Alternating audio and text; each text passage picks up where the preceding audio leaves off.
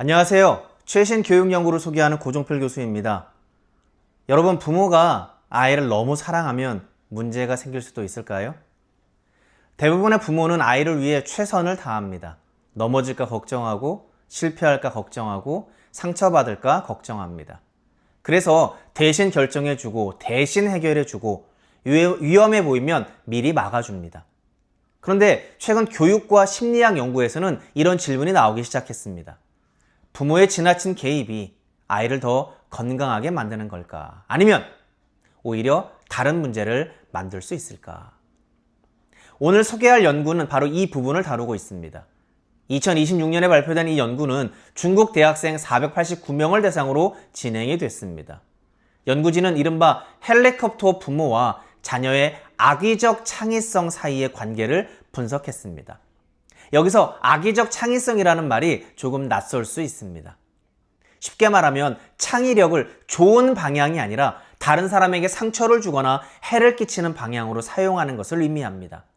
예를 들어 친구를 교묘하게 속이는 방법을 생각해낸다. 또는 부모 몰래 규칙을 피하는 방법을 만든다든지, 온라인에서 상대를 더 효과적으로 괴롭히는 방법을 찾는다든지, 거짓말을 들키지 않게 하는데 머리를 쓴다든지 하는 것입니다. 이런 것도 사실은 다 창의성입니다. 하지만 사람을 돕거나 문제를 해결하는 창의성이 아니라 상대를 공격하거나 조종하는 방향으로 사용되는 창의성이라는 점에서 악의적 창의성이라고 부르는 것입니다. 그리고 연구 결과는 꽤나 충격적이었습니다. 부모의 과도한 통제가 높을수록 자녀의 악의적 창의성도 높아지는 경향이 나타났습니다. 여기서 헬리콥터 부모란 아이 주변을 계속 맴돌며 과도하게 개입하고 통제하는 부모를 말합니다. 예를 들면 이런 모습이죠.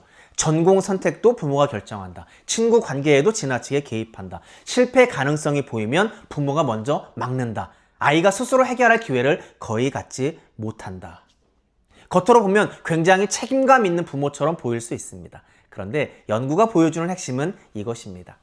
창의성 자체는 좋은 능력이다. 하지만 문제는 그 창의성이 어떤 방향으로 사용되느냐 하는 것입니다. 같은 창의성이라도 누군가는 사람을 돕는 데 사용하고 누군가는 사람을 조종하거나 공격하는 데 사용할 수 있습니다. 그렇다면 왜 이런 일이 발생할까요? 연구진은 아주 중요한 설명을 제시합니다. 부모가 아이를 지나치게 통제하면 아이는 점점 스스로 선택하고 결정하는 경험을 잃게 됩니다. 그러면 겉으로는 순응하는 것처럼 보여도 내면에서는 강한 반발감이 쌓일 수 있다는 것입니다. 심리학에서는 이것을 심리적 반반이라고 부릅니다. 사람은 자유를 지나치게 통제당한다고 느끼면 오히려 규칙을 깨고 싶어하는 심리가 생길 수 있습니다. 특히 대학생 시기에는 더욱 그렇습니다.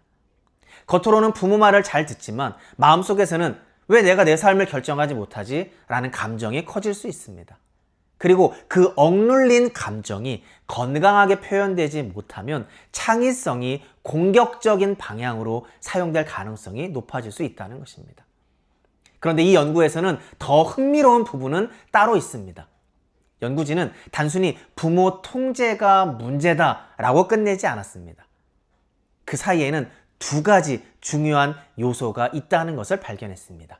먼저 가족 분위기, 그리고 두 번째는 도덕적 정체성입니다. 먼저 가족 분위기입니다. 부모가 지나치게 통제적일수록 가족 안의 정서적 분위기는 더 비판적이고 긴장된 방향으로 흘러갈 가능성이 높았습니다. 대화보다 지시가 많아지고 공감보다 평가가 많아지고 신뢰보다 통제가 많아질 수 있다는 것입니다. 문제는 이런 환경에서는 아이가 건강하게 감정을 표현하거나 도덕적 판단을 배우기가 어려워질 수 있다는 점입니다. 그리고 여기서 두 번째 요소인 도덕적 정체성이 등장합니다. 도덕적 정체성이란 쉽게 말하면 나는 어떤 사람이 되고 싶은가? 나는 어떤 기준을 가진 사람인가에 대한 내면의 기준입니다. 연구는 부모의 과도한 통제가 아이의 도덕적 정체성을 약화시킬 수 있다고 설명합니다. 왜냐하면 아이가 스스로 선택하고 책임지는 경험이 부족하면 도덕성도 내가 선택한 가치가 아니라 혼나지 않기 위해서 따르는 규칙처럼 느껴질 수 있기 때문입니다. 이 부분이 굉장히 중요합니다.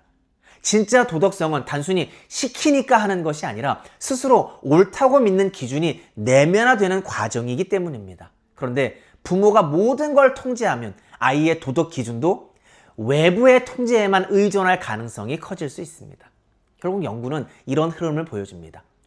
과도한 부모 통제, 긴장된 가족 분위기, 약한 도덕적 정체성, 더 높은 악의적 창의성.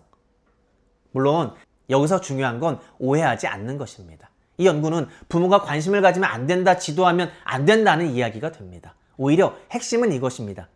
아이를 위해 개입하는 것과 아이 삶을 대신 통제하는 것은 다르다는 점입니다. 좋은 부모는 아이 인생의 감독이 아니라 점점 스스로 살아갈 수 있도록 돕는 코치에 더 가깝습니다. 그렇다면 부모는 실제로 무엇을 해야 할까요? 첫 번째, 아이에게 선택할 기회를 주어야 합니다. 작은 선택이라도 스스로 해보게 해야 합니다. 무엇을 입을지, 어떻게 공부할지, 어떤 활동을 할지, 실패하더라도 스스로 경험하는 과정이 중요합니다. 두 번째, 통제보다 대화를 늘려야 합니다. 아이를 설득하기 전에 먼저 이해하려는 태도가 필요합니다. 부모가 계속 정답만 말하면 아이들은 점점 자기 생각을 숨기게 됩니다. 셋째, 착한 아이보다 스스로 기준을 가진 아이로 성장하도록 도와야 합니다. 혼나지 않기 위해 행동하는 아이와 스스로 옳고 그름을 판단하는 아이는 다릅니다. 결국 건강한 도덕성은 통제로 만들어지는 것이 아니라 관계 속에서 자라나는 경우가 많습니다. 그리고 오늘 연구가 부모들에게 던지는 가장 불편하지만 중요한 질문은 이것입니다. 나는 지금 아이를 사랑하고 있는 걸까? 아니면 불안 때문에 아이를 통제하고 있는 걸까? 때로는 사랑이라는 이름으로 한 통제가 아이의 자율성과 내면의 성장을 막을 수도 있습니다. 아이는 부모가 대신 살아주는 존재가 아니라 언젠가 스스로 선택하고 책임지며 살아가야 하는 존재입니다. 그래서 진짜 교육은 아이를 완벽하게 보호하는 것이 아니라 부모 없이도 건강하게 살아갈 힘을 길러주는 과정인지도 모릅니다. 오늘 영상이 도움이 되셨다면 좋아요와 구독 부탁드립니다.